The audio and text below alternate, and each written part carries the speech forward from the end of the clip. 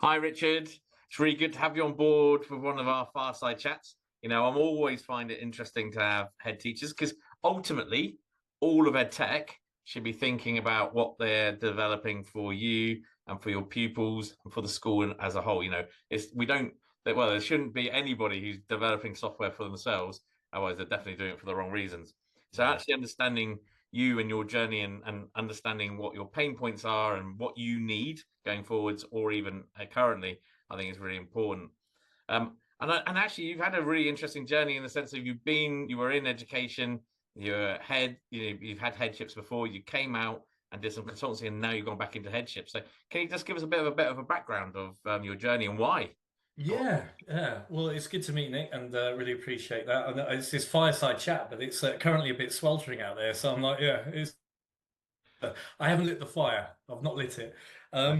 Yeah. So I started in education many moons ago, so 95, in a school in Surrey near Woking called Fulbrook. I went to London because, well, not quite though. I didn't realise it wasn't quite London, but I'm an RE teacher, not a geographer, but I knew it was close enough. Did sort of 9 years there, from boy to man, as it were. I did loosely growing up there, and then I came back west, followed the love of a good woman to the West Country. So I hark from sort of the Bath area, and got a job as a deputy in a market town school, Bradford and Avon, so St Lawrence. And then from there, I did a few years there, and then ended up running the first two preschool secondaries. One was the West London preschool, and the one I ran was Bristol preschool. And then from there, I became a senior principal with the Cabot Learning Federation, and then this being heads all the way through from Bristol Free School. So I then sort of various moons and stars aligned, and I was in a position where I think it was September 19 that I had an opportunity to go a little bit left field, and so came away from regular leading of schools and went into education consultancy, and started working with a couple of big MATs, Academies Enterprise Trust, and I worked with two of their schools in the Midlands with extended contracts, Tamworth Enterprise College and Greenwood, and loved it, and did everything from supporting the head teachers to break duty and following pupils around who should have been in lessons, and doing everything, and writing timetables and doing year 11 raising attainment work, and I did that, and then the pandemic hit, and I thought my timing's excellent, but still managed to do some work throughout the pandemic. And I realized at that point that whilst I enjoyed the educational consultancy aspect of it, and that idea that you owned it but you didn't fully own it, I missed being rolling the sleeves up and getting my hands dirty. And I was doing some work with the Corinium Education Trust. Interestingly, I did two sort of reviews with them. One was on vulnerable pupils and just did a big review of what was happening in their schools, and the second one was on technology and ICT, and how the school and the staff needed. And so I did a big piece on that one, and it was on the back of those two reviews. And actually, ironically, both of my children attend the school that I am currently head of, or attended. And we hit. I was actually due to go into Cirencester Deer Park, my school now, to do a kind of a mock Ofsted type thing, a low key review, quality of education review. But then the big lockdown hit, or it was coming up, and they had staff off with COVID. So I just said to the trust leader at the time, Chiquita, I said, look, I'll pro bono. I'm kicking around not doing anything. Do you want supply teaching coming? And so I came in and did supply for a week. I think I covered my son's class, who was in year 8 at the time, 3 times, a poor boy. And then and I thought, oh God, I miss all of this. So when we came out of the full lockdown, and I started doing work 3 days days a week as helping the senior team as acting as a deputy, and then they said, "Can you go full time?" I looked and I thought, "Yeah, why not?" And then the headship came up, and I went back into headship. So it wasn't. It was not so much I'm leaving, I come back. I never left. I was just kidding myself that I could ever truly leave at that point, because of just get my hands dirty. So yeah, no. So it's been it's been a bit interesting sort of few years really. Yeah, man, that's lots going on. My hat goes off to you for going back. You know, in the day, I understand how stressful teaching and sort of headship is, and so on. So, I think again, great that you wanted to roll your sleeves up and get involved. But your poor son. So Well, my son and my embarrassed. daughter, yeah. I mean, I was acting deputy while they were both there, and Karis, who's older, she found it hilarious, whereas Austin kept his head down. But she was never there while I was head. He's been there while I was head, while he's been in year 10 and 11. So fair play to him. He's a lovely chap, and he just, he was like, oh, and actually the rest of the year group were brilliant, because every now and again we'd be sat at the dinner table and he'd say, I've been asked to. I'm like, what? So they use him as a bit of a broker, and I'm like, I said, tell them I appreciate the question, but no, it's that kind of thing. Yeah, and that's I know. Yeah, so it's an interesting situation whereby I'm I had to ask them permission if I could come and work at their school. And I did, and they said, well, if you can get us to the front of the lunch queue, then we're done. That's the deal. And that was it. So yeah. But it's one of those useful scenarios where I can stand up in front of prospective parents and say, ask any school leader whether they have children or not. Is the school good enough for their children? And I say, hats off, it is. And mine are here and they're proof of the pudding. And it's a brilliant school, and both mine have flourished during their time there. So yeah. No, fantastic. Absolutely fantastic.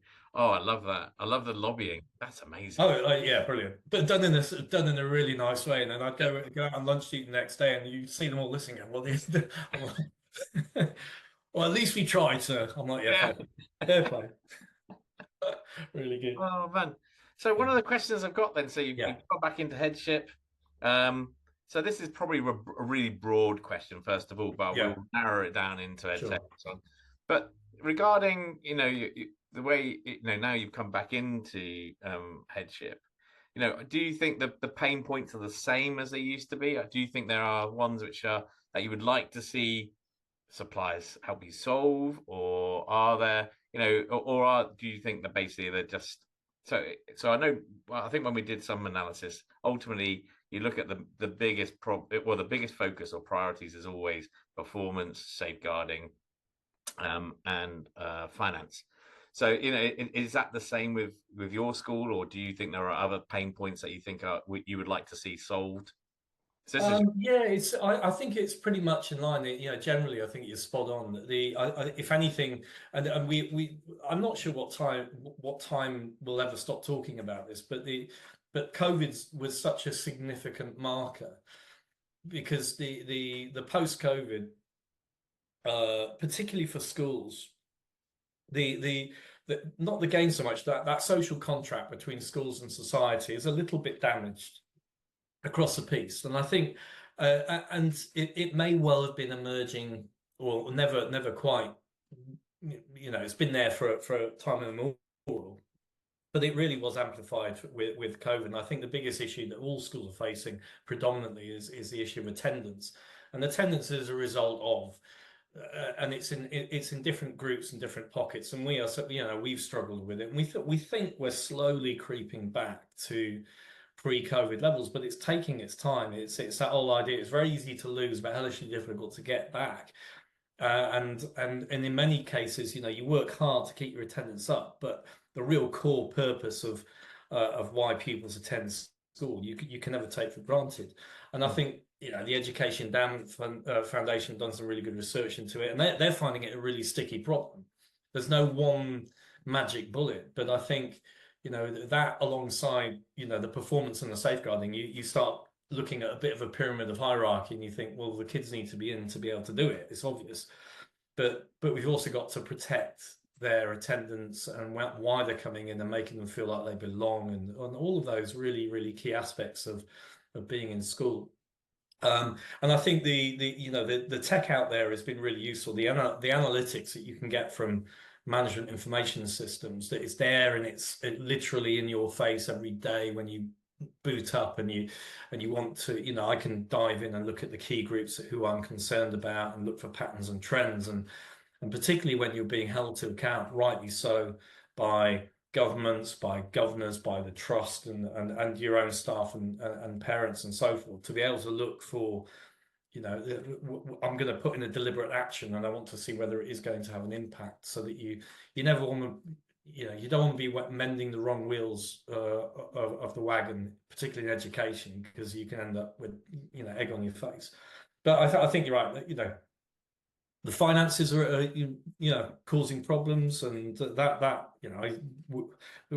it's the election today, isn't it? Funny that, education hasn't featured hugely. I think it will, certainly not this side of the vote, but it'll become keen. I personally think that, and this isn't, I mean, it's always dangerous, a little bit of anecdote, but there's an emerging pattern in education across the nation, should I say? And I don't think it's been driven by any one particular cause, but I think in a few years' time we won't be surprised by hybrid models of schooling. Yeah. And I think the brave move will be by some local authorities who will say, we've consulted with a variety of schools, and we're gonna do a hybrid model on the age-weighted pupil allowance, and we've got a school which is going to be physically open 3 days a week and not for 2 days a week, and we're going to provide, and I could see that because of the advent of, I think, AI. Everyone bangs on about the AI. I think it can be, if we get control of it and we get our arms around it and start to care and love for it and train it and be nice to it, it could be a huge ally and a huge friend. And I would certainly not want to see any kind of AI replacing teachers, but I think the pragmatism has to rule, and we've got the government have two options. One, they can try and totally redress and fix the social contract between school and education, and actually say, look, we're gonna blank sheet the paper, and we're going to reinvent the relationship between educationalists and the rest of society. We're going to make it a high value profession, and not just in terms of salary, but in terms of attitudes and support, and and for me, I'd love to see that, but I can't. It's just not practical. On the other hand, how are they going to address the aging people like me and others, and the aging workforce? Rightly so. I've got a lot of expertise, but getting a bit tired. Not too tired, not just yet, but for me as a head, I'm very much of the opinion that I've got great staff, and if they want to go part-time, I've got to try and make it work, and rightly so, because they've got huge amounts of expertise and brilliance, and I don't want to lose those members of staff. And equally, I want new people coming into the profession, but we know we have a problem. So I can see a decent hybrid model which allows to keep hold of the really great staff for longer, and get the best out of them without sort of carting them off to an early grave, as it were, and having really, really decent intuitive timetabling software systems, being able to harness the use of AI, being able to pull data that we've got on a huge amount of data on staff and pupils, and being able to manipulate in ways that make life so much easier for us to make decent decisions, whether it's in the classroom or at senior team level or at trust level. That's got to be the way forwards. Yeah, I totally agree. I know we're going to talk a bit more about tech, really, but the idea of us as a in education, understanding what education is going to be, I think it's important. It's really strange, because I agree with you. I think fundamentally, we need to first of all understand, do we want it for, because let's face it, schools and education are used for multiple purposes, from social care to parent care to, sorry, not parent care, but childcare to education as well. And you sort of go, what do we want it to be as a society? And then we can sort of go, right, in which case then we can put these things into place. you That's know, right. and I think And I think tech can be hugely helpful with yeah, that. It can, it will do a lot of the heavy lifting. yeah, Once we know what it is we want lifting up, that's it. So yeah. definitely should have another fireside chat about that bit of education as well. 'Cause Yeah, no, that'd be good. I'm quite passionate about the AI piece, so I think there's a lot to Yeah, talk about. I think it's I don't want education to get left behind, but equally, I think we need to we need to. Okay, it can't be just seen as something to write about in your exams rubric to say, please don't use AI in your exams. And at the moment, I think too many schools, including mine, I was thinking, well, that's where it is. That's just, but we've started using it to write our reports and and write policy documents, and we're just scratching the surface of what it can do.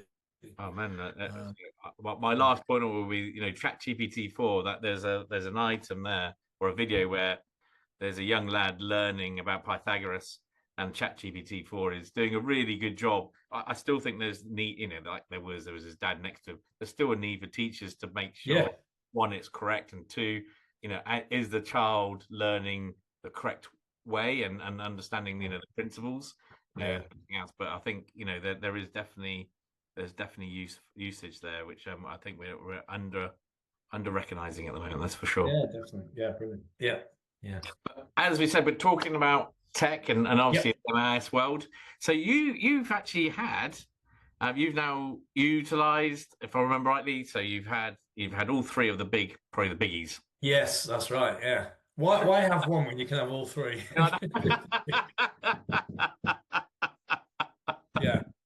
We pride ourselves on innovation at our place, but that was maybe going a little bit too far. Just to try before you buy, Neck. Yeah.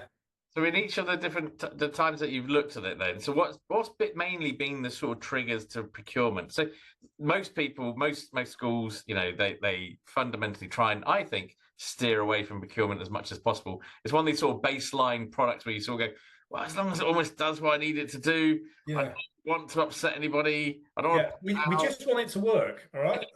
Yeah, there is that, and it's one of the best things about education, but also one of the most dangerous things about education. We just want it to work. So there is that. Well, let sleeping dogs lie and all of that. Yeah, we started with Sims, went to Arbor, and we're with Broncom. And the main reason initially was the contract was up. Yep. And the T's and C's were drastically different from what we'd seen previously. Oh, okay. And we were, we're renewing it with Sims.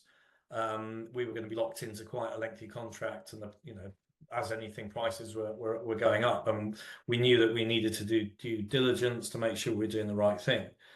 And so we went through the DFE's procurement framework, and I think it was everything IT and that we went with. I can't remember exactly. And we just looked at all the big players and some of the little players, iSams and a few others. We touched on Cloud School, but I started screaming and shouting and throwing things out the window because I'd written a timetable on that and it almost killed me. I wasn't going there. Sorry about jeepers. Yeah, there was afterthought. Anyway, so yeah, so we're part of a small trust, 1 secondary and 3 primaries, and it made sense to when all the contracts are sort of coming up at the same time. So we said we needed something at the trust level that would allow the trustees and the central team to be able to look at what's going on through the schools. So we looked at all of them and landed initially with Arbor. Yep. About 2 years ago now. It was Easter. It was sort of Easter a couple of years ago. And there's a huge amount of 2020 hindsight that I will talk about. But we had our heads turned, and rightly so. The interface was lovely.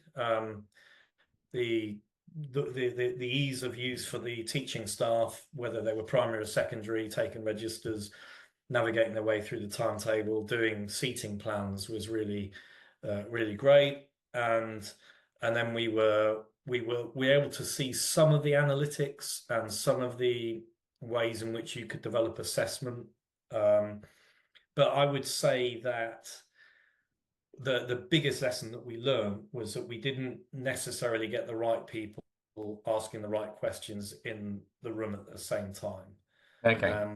And you've got you've got big organizations, and we're a big school, 1,000 pupils, we've got a lot of staff.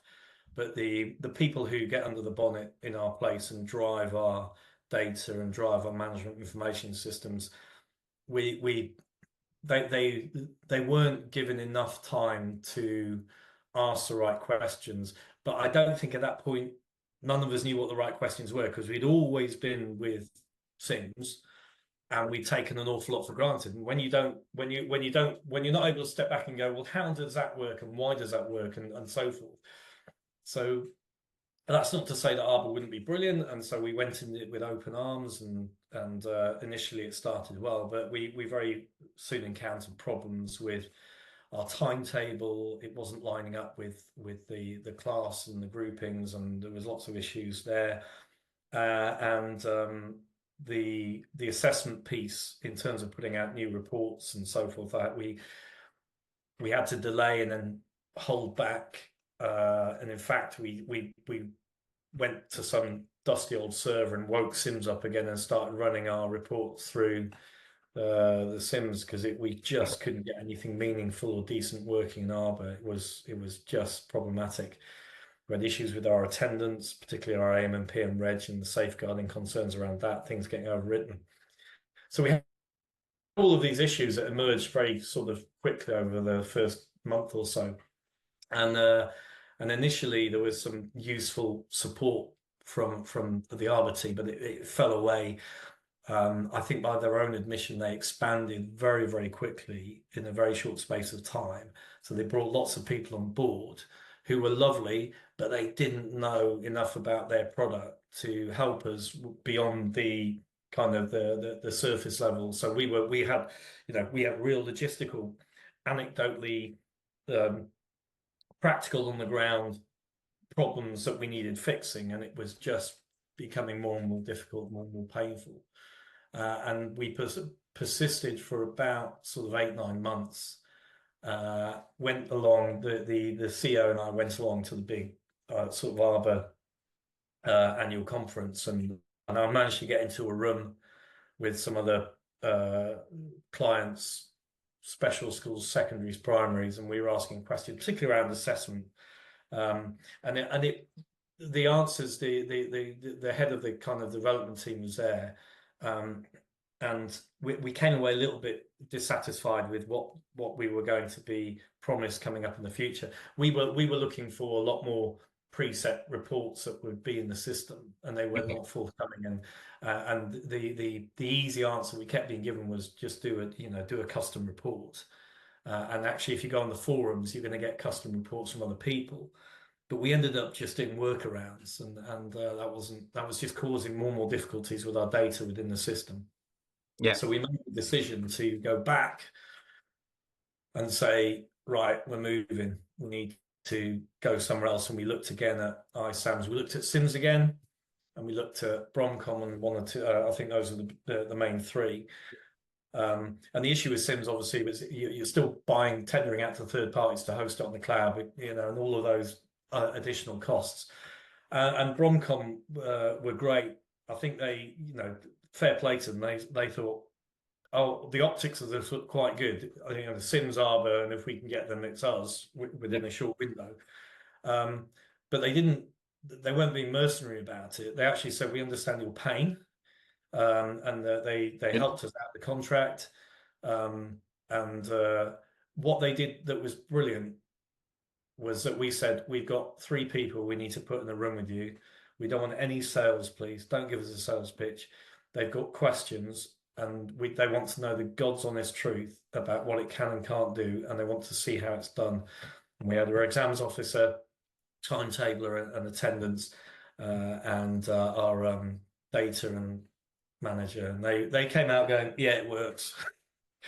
But they had questions at that point based on what Arbor was and wasn't doing, juxtaposed against Sims, and what they didn't want to go and say, oh, it's not like Sims. No, that was their reference point, but they understood that actually there needed to be a logic to the way that it worked. And Bromcom were brilliant. they didn't put, you know, the bid team or the sales team were there, but they got their support people out there to come and face to face with us and just go, yeah, try it like this, do it like this. You know, that's coming on board. I wouldn't, you know, don't rely on that one. That will be better soon. But we'll be honest with you, stick with this, stick with that. And the refreshing honesty was brilliant.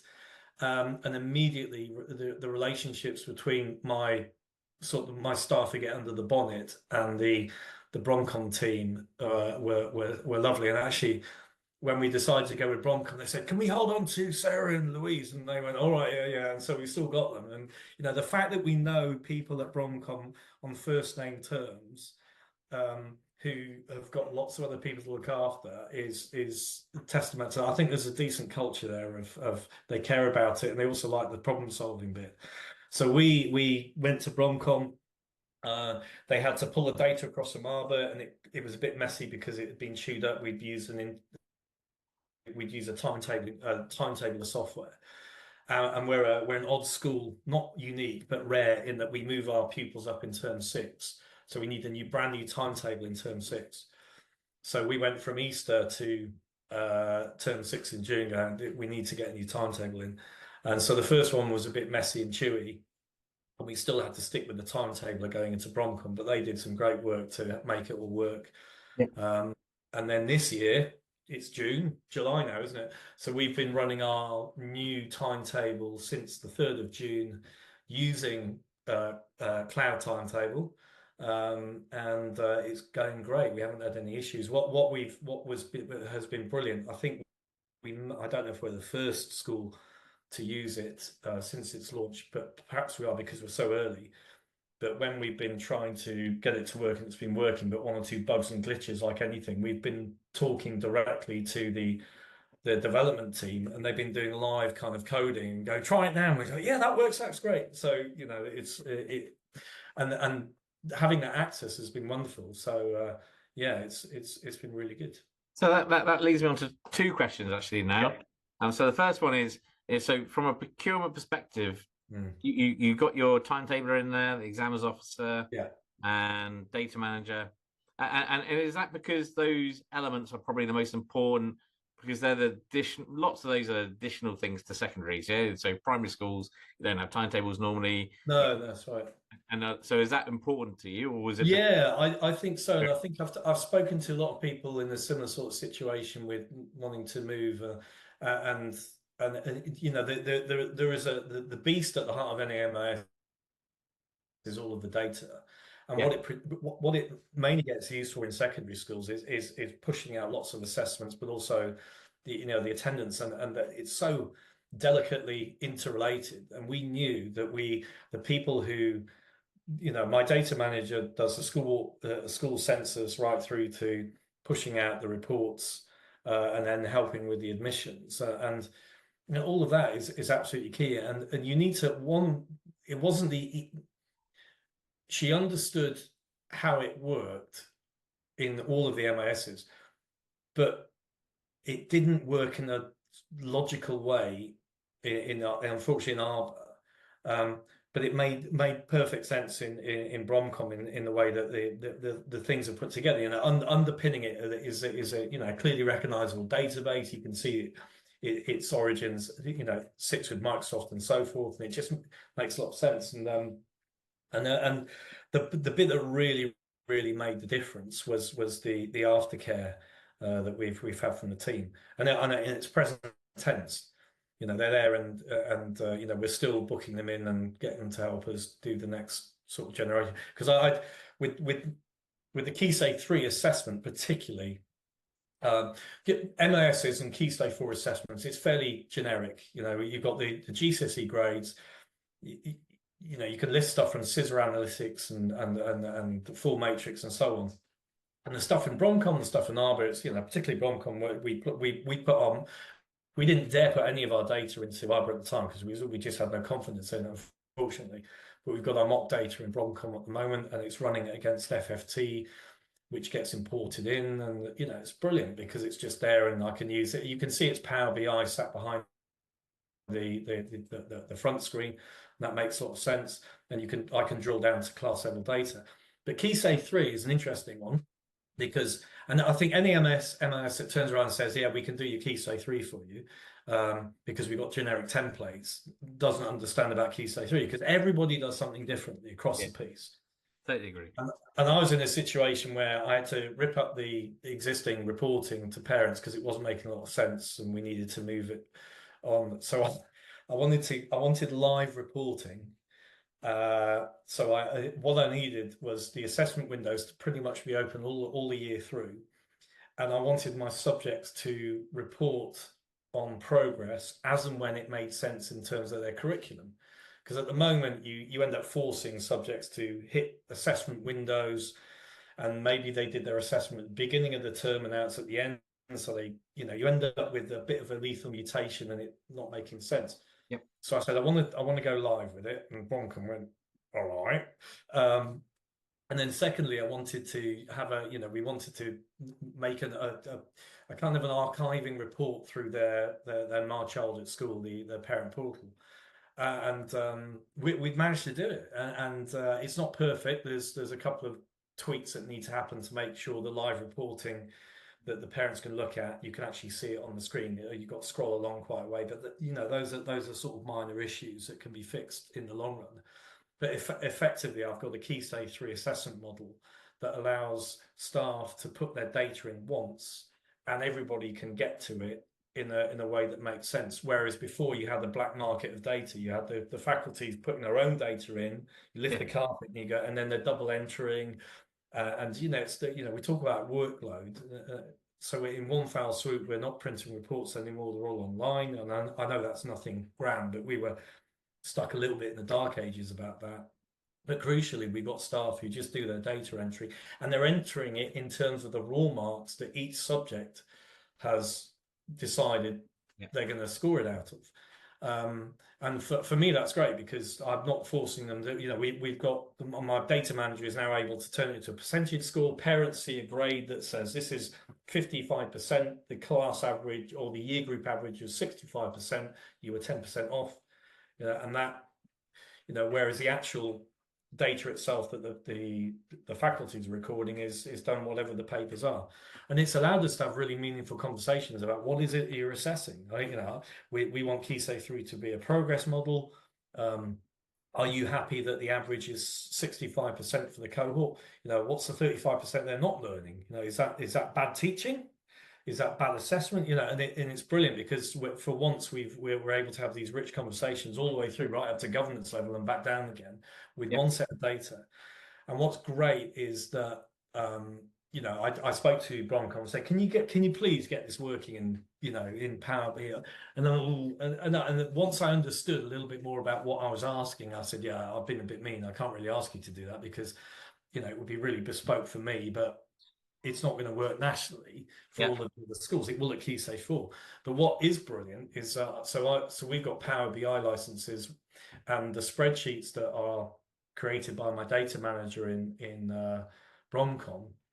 I've got a live link, so any new data that goes in just gets pushed straight into my Power BI, and a new column appears.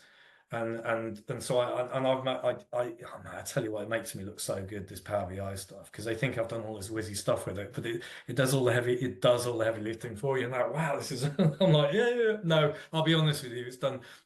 It's not like trying to work out formulas in Excel. This thing's great. But what's brilliant is I spoke to the Broncom team and I shared the problem I was having with them, and they told me what I could and I couldn't do. And then they said, and that was really great, that refreshing honesty. And it helped me understand what I was asking. And then they said, yeah, but we could get you a live link. I said, what do you mean? I said, well, you show the spreadsheet that your data manager has created. And I said, yeah, there are 2 more columns that need filling. Once you get those, I said, we can get you a live link to that. So you can push it into your own version of Power BI. And I'm like, really? So we've got, so my trustees and my CEO has got the Power BI link, or the Power BI setup that I've created for them. So every time new data goes into Bromcom, it just gets pushed out. I check to see that it's making sense. I can tweak it, but the spreadsheet just gets constantly updated. I was about to say, lots of heads would go, Well, I want to check it first. Yeah, and I do, yeah, oh yeah. I always caveat it, and I Yeah, just say, yeah, yeah. but it's great because I've got the I'm sat on the the base level of the data, Yeah. um, and I get to tweak it, and then I just push it out, or it gets pushed out into a new version. They can't get to the spreadsheet, but I can. But they see all of the interactivity, and then the spreadsheet itself is sat in Bromcom, and And yeah, and great. do you find actually in practice? So I'm going to ask my other question in a second. But do you find in practice Yeah, that that means the data is generally being cleaned all the way through the year? Because ultimately, there is that live report that's coming to you, yeah, and then obviously to yeah. trustees. Yeah, so we've and again, it's a change in the culture. We said to staff, look, we used to do 3 reports a year, and 2 interims and 1 final written report, and Yeah. it was a case of the data drops, and this was a duplication of data, and people thinking, oh crumbs, I haven't got a most recent assessment window. So what we've said is that the live data will go, the data will go live in a week's time. You need to get it in there, and your heads of faculty need to check it and be confident that it's right, and then we'll press a button and make it go live. And I've got the best data manager because she is like, I'm checking everything. Oh, you don't need to check it. No, I'm doing it because I don't want any gaps. And then she'll chase. So there's still the same issues there that you just need to chase people. But we're coming through the first year, and we're tweaking it. And actually, what we're now going to be doing with parents is saying, look, we've now got our data windows fixed. So English will do their assessment in the 3rd week of term 3 and the 5th week of term 4 and all that kind of thing. So at least people know when it's coming out, and then they see this live data. But they'll go, but I need to compare it to the previous terms. And so what we're also doing is, when we've now got the automated report, it's just archiving it all. So if we got new live data in term 5, then term 1, 2, 3, and 4 are there in a lovely PDF that the parents can just pull down. And then the end of your report, it just pulls it all together into, so we're not asking for new data to go into the end of your reports, just the written comments, because it pulls in terms 1, 2, and 3, and 4, and 5, and everything else 6, and so it's just there. So in English, math, science, and it looks lovely. And And that's what and MIS should be and doing. it's transparent. Sorry, go on. Sorry. I was going to say Yeah, it shows you what an MIS should be doing in the sense of creating efficiency. So that's what I was going to say. yeah, that's it. And I think the you can't press a button, it happens automatically. You've got to have a great team in the school who understand what it is that the head wants, who tries to break the system, and then it actually works with the MIS. But the flexibility to do that at key stage 3 is, well, I've not seen that before. Yeah. And it's not a case of, I don't think there's anything miraculous about what Bromcom have created. They just understand how data works, and they've just tried to make it work with me, and that's been really refreshing, rather than just saying, oh, you won't be able to do that. I go, what is it you're trying to do? That bit of suck in the teeth, going, all right, we'll give it a whirl. And actually, it's made the whole school, the key people, understand what MSs are capable of, and what you should be asking for and what you shouldn't expect, because there are something, I just want you to do everything that and it's got to look brilliant, and that's not what the MIS is for, really.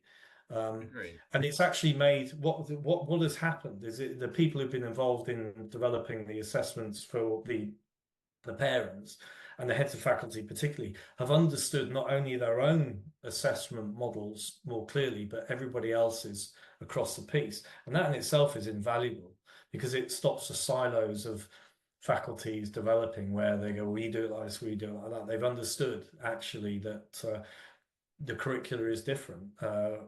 Each subject has different needs and wants, and assesses in a slightly different way, which is true.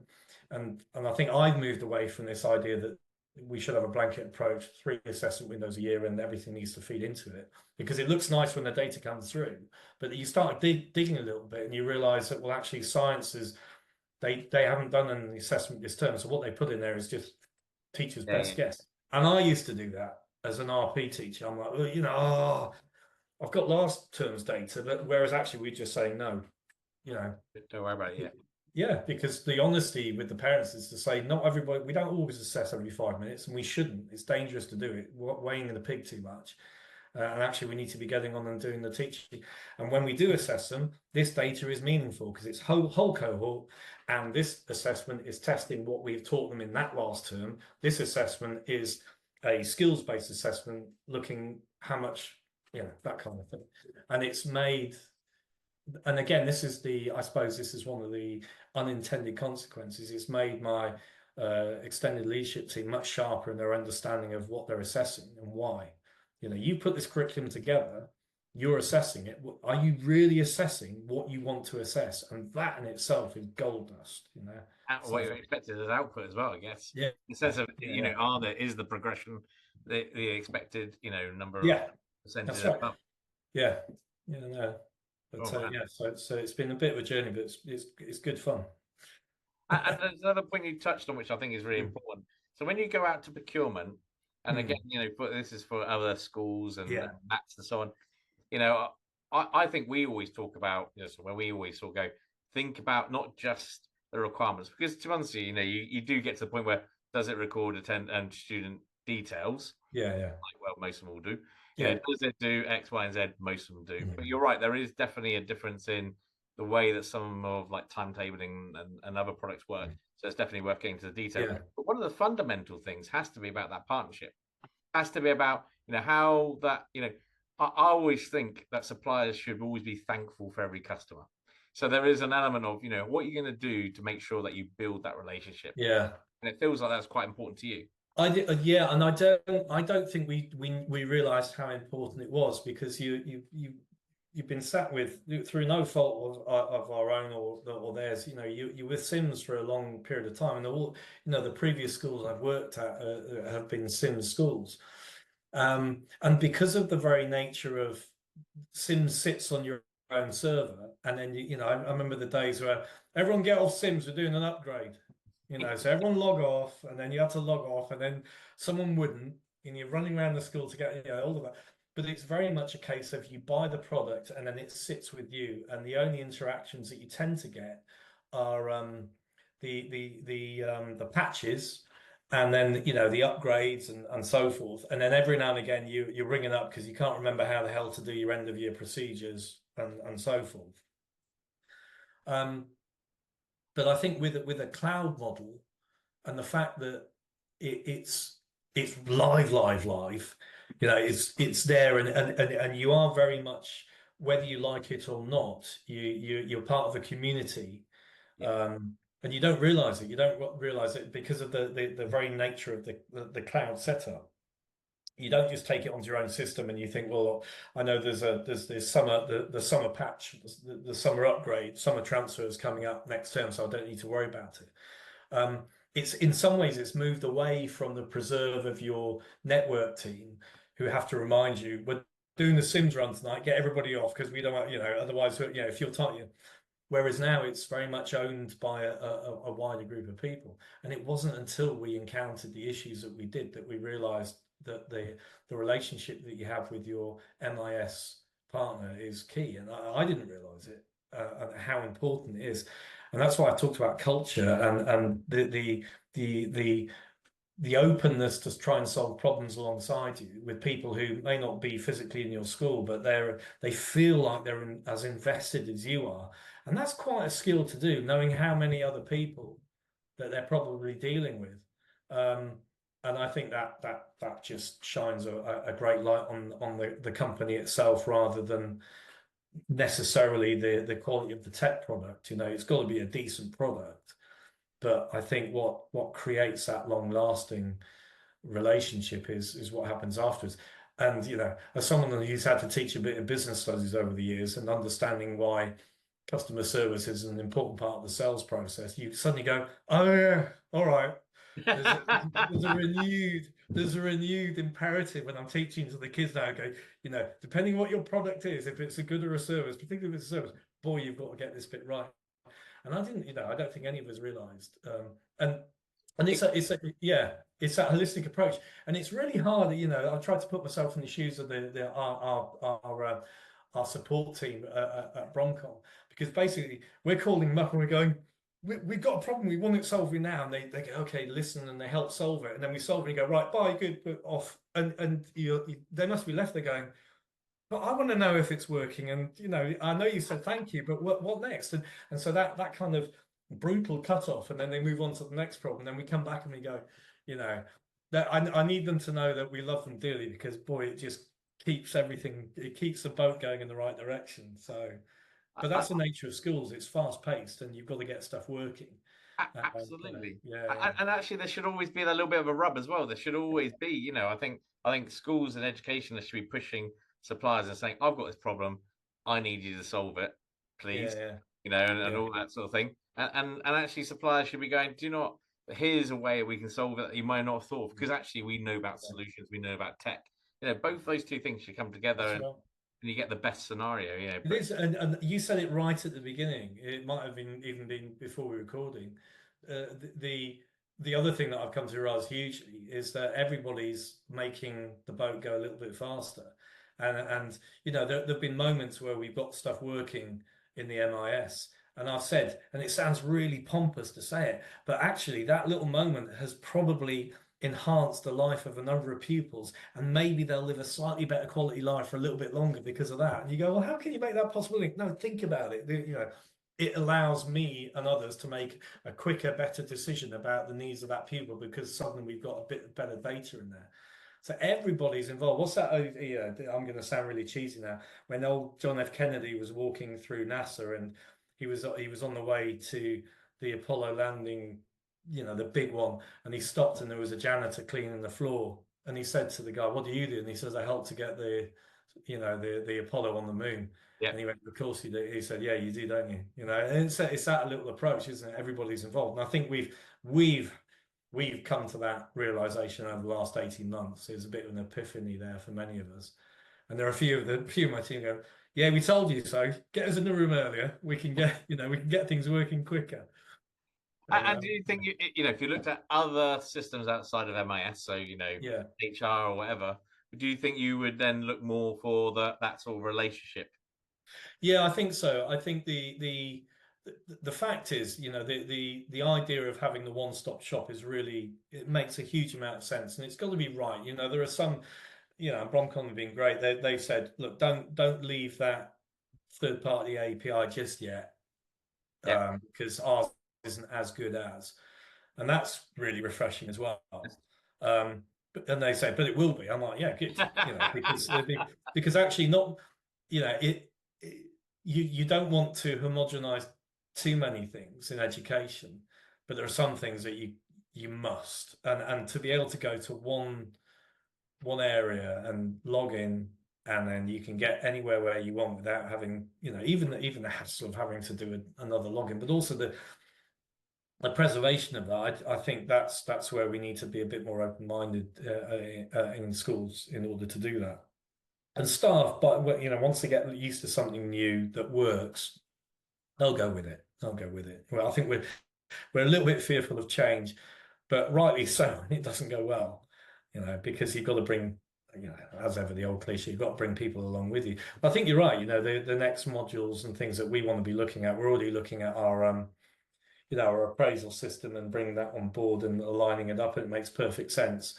And actually, what's really useful is that we are revamping our performance management, our appraisal, because of, not understanding that we don't need to go down and, certain pathways, but using that alongside going for an appraisal system that is completely online, and, part of the MS is just those opportunities to, rather than just say, we're going to change the policy, actually, we're going to change the policy and the way of working to make it easier, more streamlined, so we're not producing 3 bits of paper per year and so forth.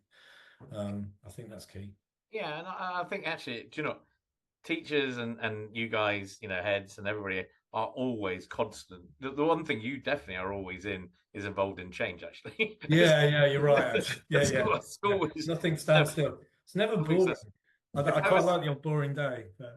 if I ever talk to my sister's a teacher and so on, if I ever talk to any teachers, they always go, yeah, interesting day, yeah, different. Yeah. Amazing. So I think, but I think the key thing is what you just said. If you for somebody that busy and that somebody who is amongst lots of change and recontextualizing, then Yeah. surely you all want to understand the benefit of what you're doing.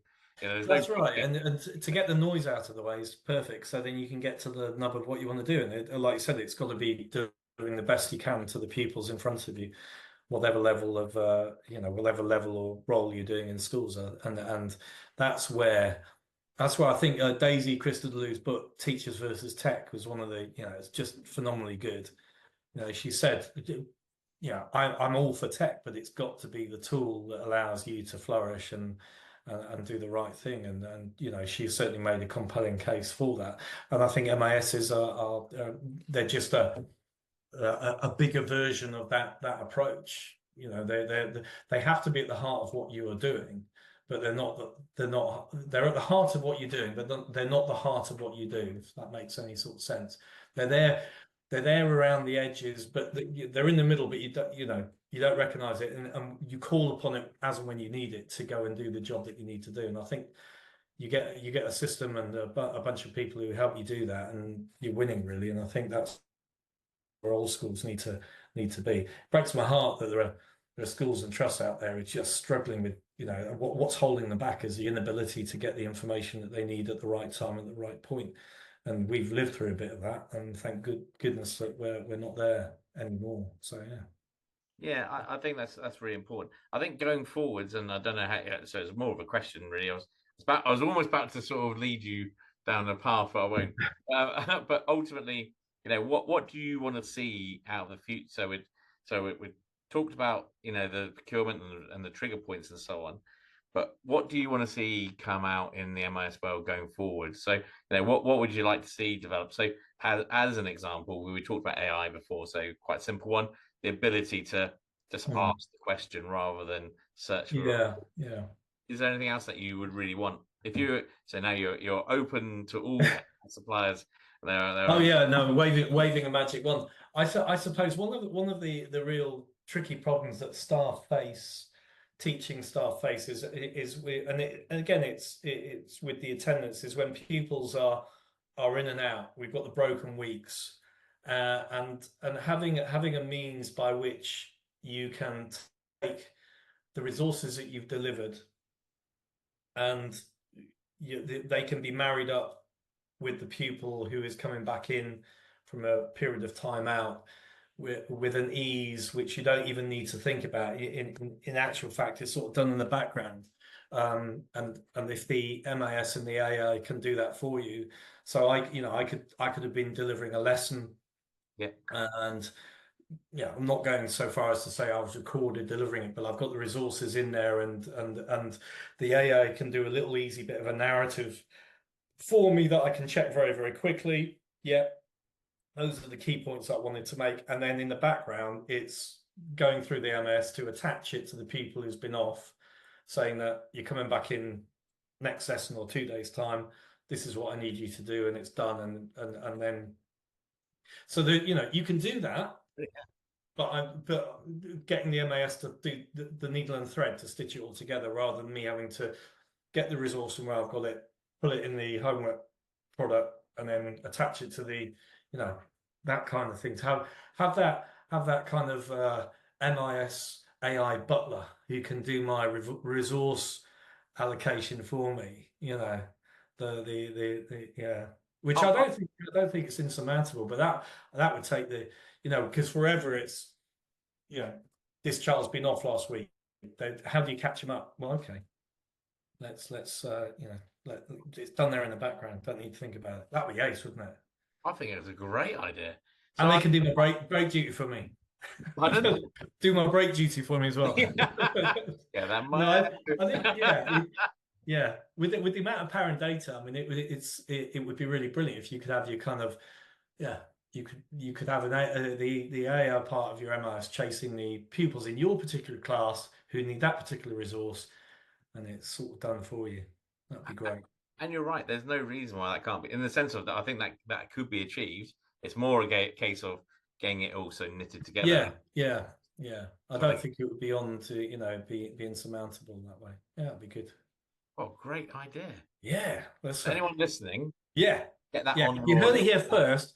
Me and Nick went 20% of and live test it. So yeah, that's right. Brilliant. Amazing. That's really great.